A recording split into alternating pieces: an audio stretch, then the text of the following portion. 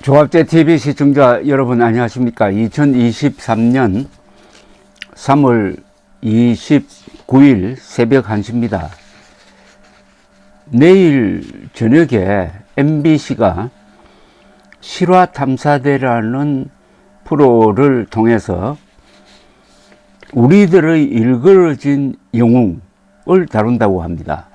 우리들의 일그러진 영웅에서 영웅은 황영웅 가수를 말합니다.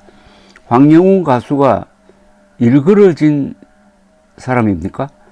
그런데 MBC는 일그러진 영웅을 다루겠다고 미리 예고를 했습니다. 공영방송이 한 인간을, 그것도 힘없는 사람, 몇 달 전만 해도 그냥 이름 없었던 20대 후반의 청년을 일그러진 영웅이라고 하면서 집중 조명을 하겠다고 예고를 했으니까 이 MBC에 대해서 비판이 쏟아지고 있는데, 한 분은 하나님 벼락을 아꼈다가 어디 서시겠습니까? 라고 저주를 했습니다. 근데 그 저주가 저주 같지가 않아요. 경고 같은데, 이 세상 일이 돌아가는 걸 보면은 우스울 때가 있습니다. 누가 봐도 저렇게 하면은 저 조직이나 저 사람은 망하게 돼 있는데, 아무리 말려도 그쪽으로 뚜벅뚜벅 걸어갑니다. 그러다가 마지막 한 발을 내딛고 허공에서 추락하는 것을 제가 여러 차례 보았습니다. 이번도 저는 그런 경우가 될 것이라고 생각합니다. 우선 MBC가 무슨 할 일이 없어가지고 황영웅을 비판하는 방향으로 공중파를 이렇게 허비한단 말입니까? 아니, 황영웅이라는 사람이 사기를 쳤습니까? 황영웅이라는 사람 때문에 피해자가 한 100명 생겼습니까? 황영웅이 누구처럼 전과사범인데 그걸 숨기고 뭐 어디 국회의원에 출마한 사람입니까? 황영웅이 지금 어떤 처지입니까? 20대 때 상방폭행 가지고 50만 원 벌금 낸 걸, 그걸 가지고 문제 삼으니까 과거에 다 끝난 건데, 하도 선동꾼들이 나대니까 6억 원 이상의 상금을 눈앞에 두고 하차해버리고 말았습니다. 그리고 지금까지 침묵으로 일관하고 있습니다. 그러면은 지금부터 다루려면은 황영웅 동정론을 다뤄야죠. 유일하게 MBC가 다룬다면은 선동 언론으로부터 피해를 입은 한 힘없는 무명 가수의 상황을 다루어야 되는 것 아닙니까? 그런데 한 번 더 밟겠다는 것 아닙니까? 지렁이도 밟으면 꿈틀댄다는 말이 있습니다. 그런데 황영웅 뒤에는 팬들이 많습니다. 이 사람들이 요사이 실화탐사대 게시판에 들어가서 남긴 글을 보면은 압도적으로 MBC에 불리한 글로 가득 채워져 있습니다. 그래도 MBC는 내일 저녁에 방송을 강행할 것으로 보입니다.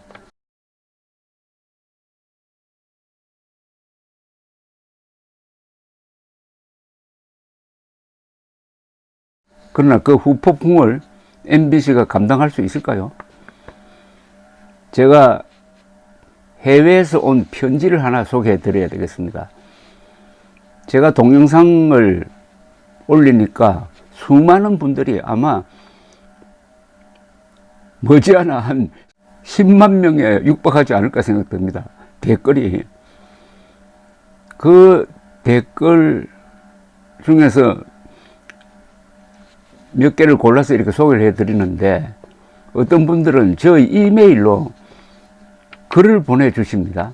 그런 글들이 이제 계속 들어오고 있는데 하나씩 골라서 제가 소개를 해드리려고 그러는데, 이번에 해외 사시는 50대 여성이 보낸 편지를 소개해 드리겠습니다. 우선 이 편지는 정말 잘 쓴 글입니다. 이런 글은 언론에서 찾을 수 없는 글입니다. 많은 분들은 언론에 나오는 칼럼이라든지 사설이 잘 쓴 글이라고 생각하는데 그렇지 않습니다. 잘 쓴 글은 솔직한 글입니다. 그리고 그게 삶 속에서 자연스럽게 우러나야 감동을 줍니다. 요사이 잘 쓴 글은 신문 방송에서 보이지 않습니다. 오히려 이런 글이 잘 쓴 글이란 걸 전제로 해가지고 제가 소개를 해드리겠습니다. 존경하는 주필님, 제가 주필이 아닌데 저보고 주필 교수님이라고 하는 사람들이 있는데, 저는 항상 조갑재 기자로 불리기를 원합니다. 감사합니다. 하여튼 주필님이라고 하셨으니까. 안녕하십니까. 요즘 황영웅 사태와 관련하여 조갑재 선생님의 방송을 보며 저도 많은 힘을 얻고 있습니다. 어떻게 나이 들어가야 할지에 대해서도 많은 통찰을 주십니다. 감사합니다. 저는 해외에서 열심히 근무하고 있는 막 50대에 들어선 대한민국 여성입니다. 유튜브 댓글 사용이 용이하지 않아 주필님께 이렇게 직접 이메일을 올립니다.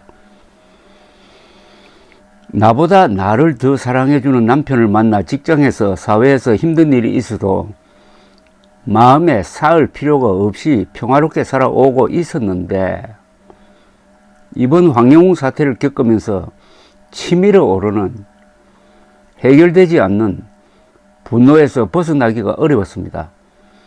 젊은 사람들이 말하는 소위 안 본 눈과 안 들은 귀가 있다면 돈을 주고라도 사고 싶을 정도였습니다. 황영웅 가수를 보아버렸고 그의 목소리와 노래를 들어버린 내 눈과 내 귀가 원망스러울 정도였습니다. 가족도 아니고 고향 사람도 아니고 아무 관련도 없는 사람인데 이렇게 마음이 아플 수 있다는 것이 스스로도 놀라웠습니다.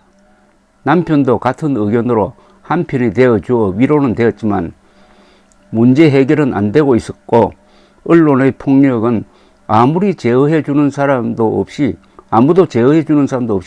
고삐 풀린 망아지 마냥 무법천지로 날뛰는 것을 보며 절망스러웠습니다. 빛이 없는 터널 속 같은 상황에서 많은 팬들이 힘들어하고 있을 때 그 속으로 뛰어들어와 주시고 이제는 출구의 빛이 보이는 데까지 이끌어 주신 주필님 고맙습니다.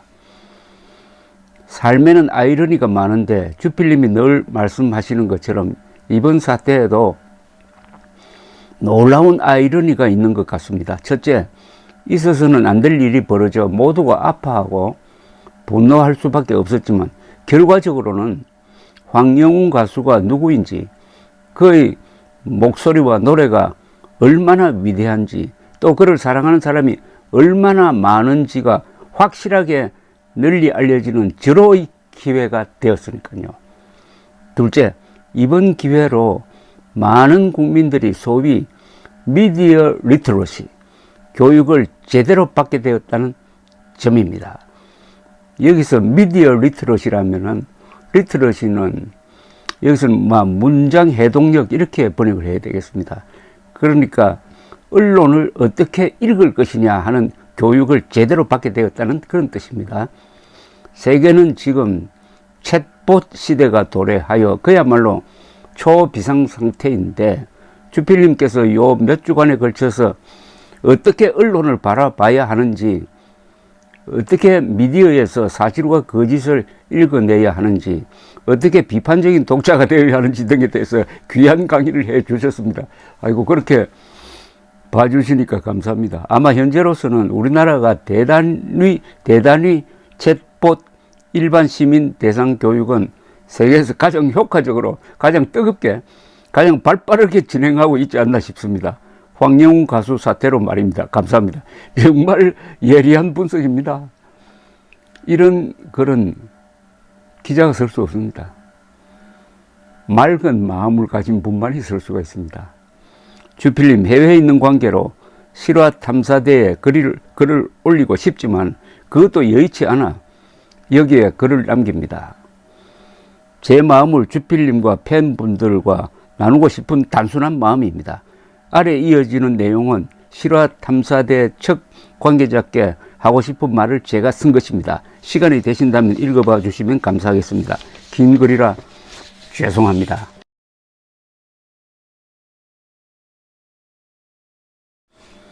내일 저녁에 방영된다는 MBC 실화 탐사대 프로가 우리들의 일그러진 영웅이라는 제목을 붙여서 황영웅에 대해서 폭로적 내용을 방영하겠다고 예고를 했습니다.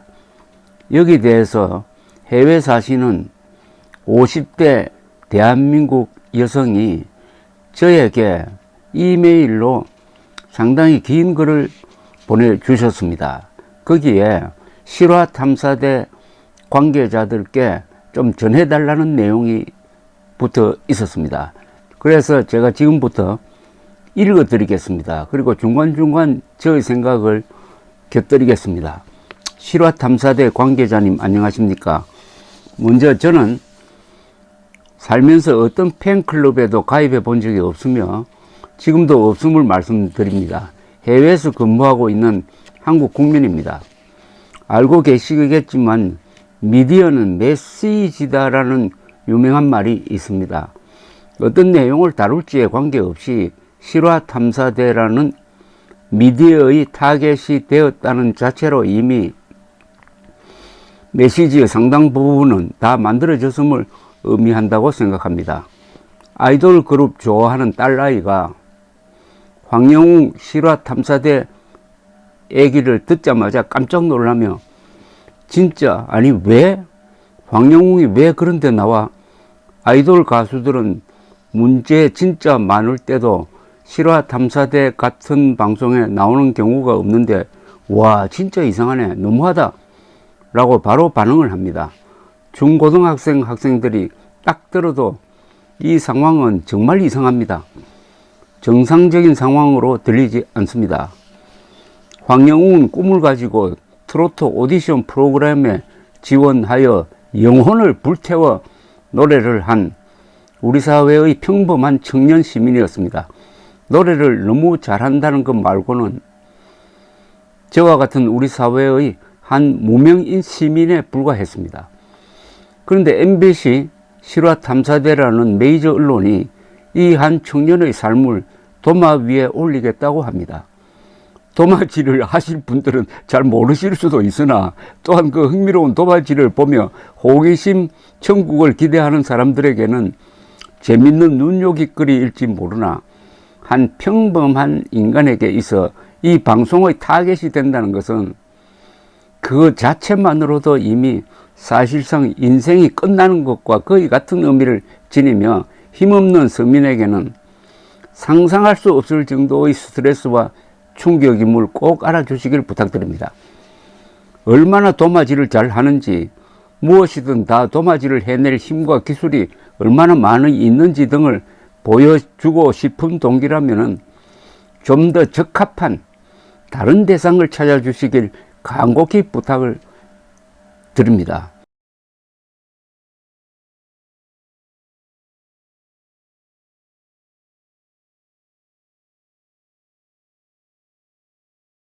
여기서 지적하고 있는 게 이게 본질적인 문제입니다. 이 공중파를 사용하는 이 막강한 MBC가 아무 힘도 없는 당하기만 하는 그리고 이미 충분히 당한 황영웅을 왜 또 다루겠느냐. 이렇게 되면은 앞으로 부부싸움 문제까지도 MBC가 개입해서 만인 앞에 알리는 짓까지 하지 않을까 하는 공포감이 몰려오는 그런 기분입니다. 이건 제 의견입니다. 이어서 소개를 해드리겠습니다. 본질적으로 황영웅의 죄라면은 이미 너무 유명한 가수와 이름이 감이 똑같다는 것과 노래를 버금가게 감히 잘한다는 것, 그리고 감히 너무나 많은 시민들이 그의 노래에 감동되게 하는 것 정도라고 볼 수 있습니다. 이 사태가 시기와 질투에 뿌리를 두고 있다는 사실을 모르는 사람은 현재 거의 없습니다. 그래서 이 사태를 다루는 것이 아주 조심스러워야 합니다. 한 유튜브의 공격으로 시작된 파괴적 누르기, 요제프 갯벨스식 선동으로 일파만파 가짜뉴스들로 번졌고, 황영웅 가수는 이견 없는 우승 후보였지만 트로피만 받으면 거의 되는 결승 2차전 녹화 후에 자진 하차를 해야 했고 6억 원 가량의 상금도 포기한 상황입니다. 사과문을 냈고 지금은 숨소리도 내지 않고 사라져 있는 상황입니다. 다만 그가 경연에서 불렀던 노래들이 죽지 않고 계속 살아서 일하고 있는 기이한 현상이 지금 우리 사회에서 일어나고 있습니다. 헤아릴 수 없는 많은 사람들의 마음을 치유했고 지금은 밥을 먹지 못하고 현실에서 일이 손에 안 잡히고 무기력, 우울증, 그리고 분노에 고통받는 사람들이 너무 많습니다. 과장의 수사가 결코 아닙니다. 제가 거듭 말씀드리지만 글을 어떻게 이렇게 깔끔하게 정확하게 그리고 따뜻하게 쓸 수 있는지 제가 일타가도 감탄을 합니다. 과거 스테이지 신드롬의 사회문화적 의미에 관한 연구들이 나왔었던 것처럼 분명 현재 일어나고 있는 황영웅 신드롬은 사회문화적으로 연구가 되어야 할 만큼 중요한 사안입니다. 가수는 사라진 상태에서 우리가 목도하는 남겨진 노래의 말도 안 되는 기적과 같은 힘과 치유 효과, 언론의 역할, 돈벌이에 급급한 가짜뉴스, 말도 안 되는 거짓을 마구 양산해내도 처벌하지 못하는 미디어법, 언론보도 성실성의 문제, 선동의 파괴력 및 영향, 문신을 통해 드러난 다름에 대한 우리 사회의 혐오와 차별, 갈등에 대한 보복적 정의만 있고 회복적 정의는 없는 균형을 잃어버린 디스토피안적인 우리 사회, 한번 넘어지면 다시는 못 일어나게 하는 문화, 개천에서 용이 나오려 할 때 기득권이 어떻게 멋지게 사다리를 걷어차 버리는지, 개천에 대한 우리 사회의 혐오와 무시 및 몰리해, 그리고 무엇보다 한국인은 배고픈 것은 참아도 배 아픈 것을 참지 못한다는 한 주미대사가 임기를 마치고 이 임사를 통해 했다는 말처럼 우리 사회의 과도한 경쟁과 상호 비교, 일등 지상주의 문화 등등의 많은 담론들이 분명히 깊이 있게 다루어질 것입니다. 놀라운 통찰력입니다. 황영웅 가수와 연결된 현재 상황은 결코 쉽게 단편적인 청유에서 다루어져서는 안 되며 그러기에는 이미 너무 중요하고 또 너무나 위험한 상황이 되어 있습니다. 단순히 몇만 명 되지 않는 팬덤 정도라고 오판하시면 큰일 날 수 있는 정도의 사안이라고 감히 말씀드립니다.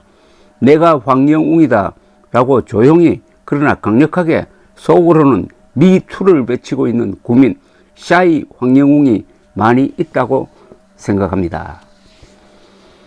국민 한 개인의 과거를 철저하게 발가벗겨 대중에게 전시해 주겠다는 미디어의 야심의 동기가, 그 주 목적이 특정 힘센 고객 집단의 호기심과 욕구 충족, 그리고 누구든 발가벗길 수 있다는 미디어의 파워 과시에 혹시라도 연결되어 있다면 이건 포르노를 찍어 방영하는 것에 가깝지 않습니까?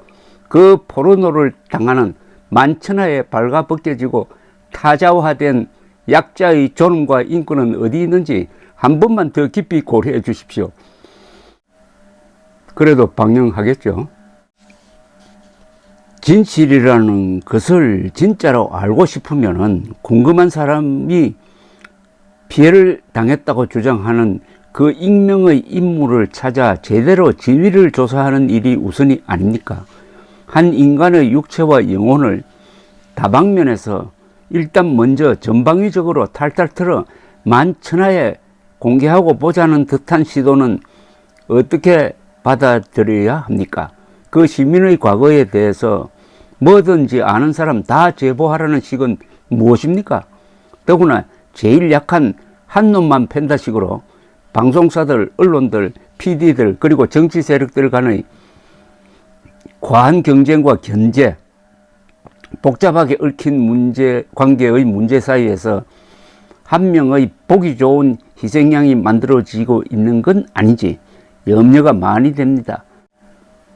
안 되길 간절히 바라는 일인입니다. 힘없고 학력 없고 재산 없고 백 없고 거기다 전과자라서 그래도 괜찮다고요? 설마 그런 수준은 아닐 거라 믿습니다. 이전에는 기레기라는 용어를 들을 때 과하고 혐오적인 표현이라 생각했었습니다. 그런데 죄송하지만 요즘 사태를 보며 많은 생각을 하게 되었습니다. 저뿐 아니라 평소에는 정치와 미디어에 별 관심이 없었던 많은 일반 대중들도 이번 기회에 제대로 된 미디어 교육을 강제로 학습할 수 있는 감사한 시간이 된 아이러니한 현재 상황입니다. 일단 여기 읽고 여기에서 멈추고 뒤에 붙은 내용을 또 소개를 해드리겠습니다. 계속 청취해 주십시오. 감사합니다.